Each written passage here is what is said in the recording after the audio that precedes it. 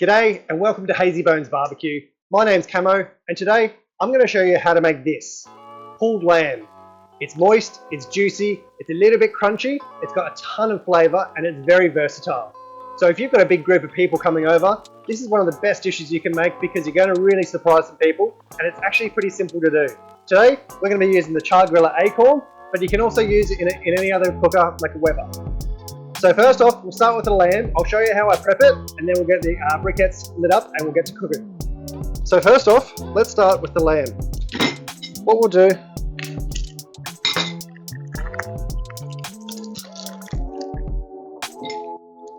take it out of the packaging.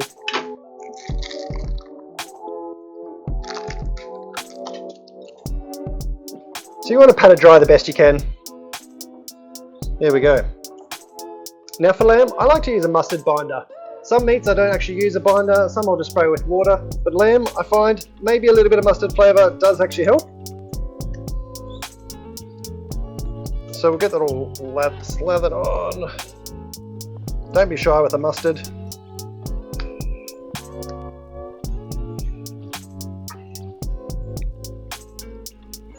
Now today I've made my own rub.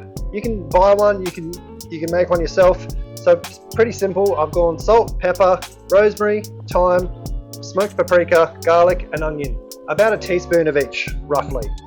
Now you can put it in a shaker if you want, or just in a jar like this and just make sure you're coating everything nice and evenly. Now I should actually start on the bottom.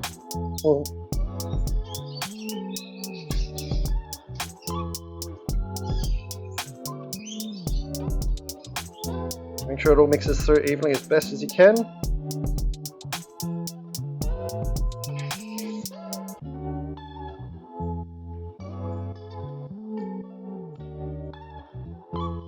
Into the crevices there if you can.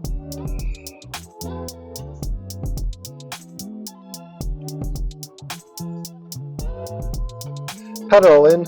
Never rub it in, always just pat it. Now we're good to go.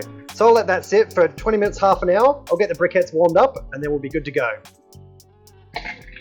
Now make a bit of a crevice here. I always use 2 fire starters. Never seem to have a problem with that. And the reason I use heat beads briquettes is they're just consistent. I know every time I use them what exactly I'm going to get out of them. I've used tons of different sorts of briquettes and I find I always come back to heat beads.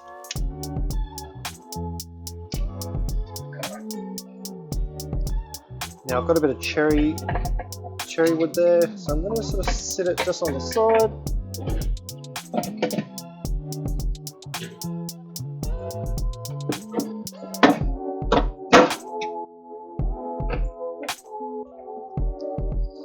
Okay, so now the temp is around 100 degrees or just over 200 degrees Fahrenheit. We want to shut the vents down. We want this cooked to be around 130 degrees centigrade or 275 Fahrenheit. So we're going to shut these vents. I leave them just a slight crack open. And a slight crack open there. And we'll wait for that and it should creep up to 130, 275 very shortly and we'll get the lamb on. Now the temp's been sitting close to 130 for near on half an hour, so we're right to go in with the lamb. I've put a drip tray in.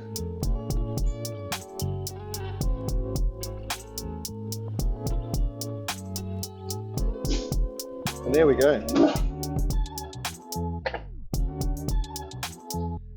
So it's been 2 hours. We've been sitting at that 130, 275 degree Fahrenheit the whole time. This thing holds the heat really well. Let's take a look.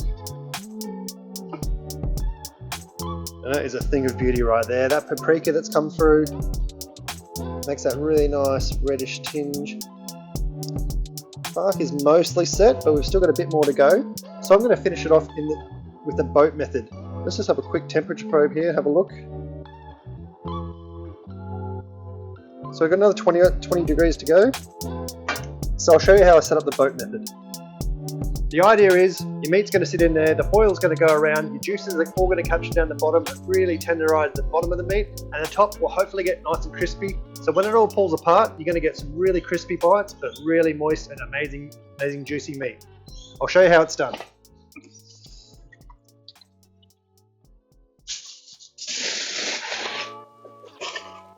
You just crinkle around,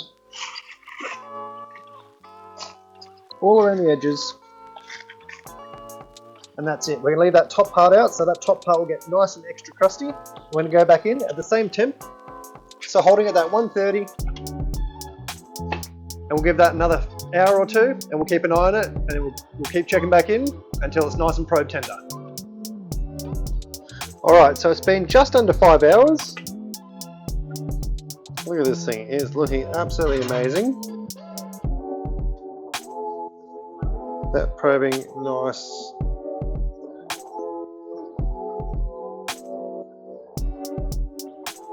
So it's hit 95 degrees, which is pretty much roughly where we're looking at, but it's more I'm looking for how easily this probe goes in. That's just sinking right through. So it's done. So what I'm going to do, I'm going to wrap it in foil, like cover it in foil. You're going to let it sit for half an hour, wait till it just cools down a little bit to pulling temperature. So we're about 60 degrees, and I'm going to pull it, and we're going to have a look at it then. Okay, so it's been over half an hour. Now let's just have a look at it. It should be right to pull at temperatures where it's not going to burn your fingers. This thing looks absolutely amazing. It smells so good. I really am looking forward to this. There's plenty of juices still down the bottom. So let's see how it goes. Oh yeah, that's just falling apart. Just be careful when doing this because there is a lot of heat still trapped in here. But look at that, that is still so moist. That is still juicy as...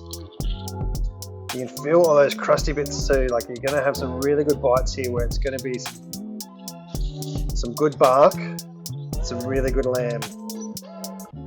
Look at that.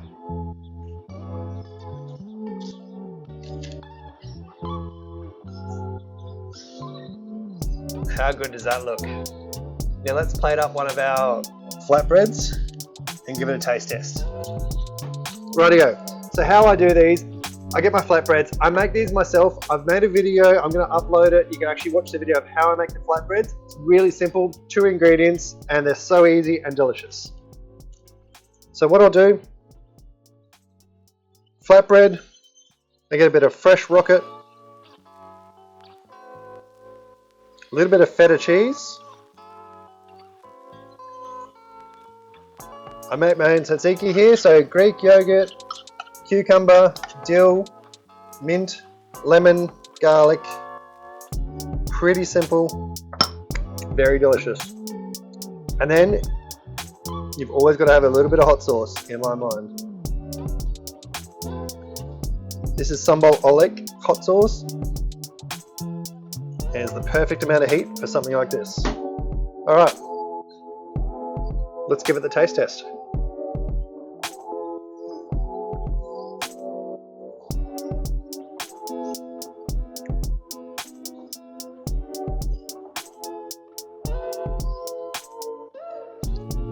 I tell you what, that lamb's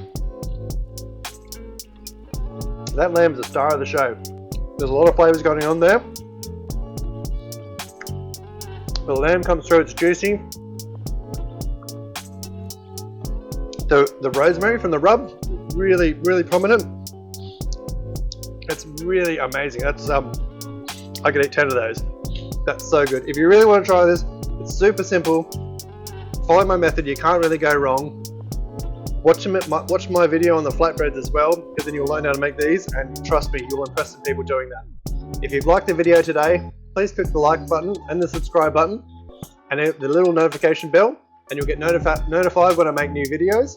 I really appreciate you guys watching and learning along with me. I really enjoy making these videos for you.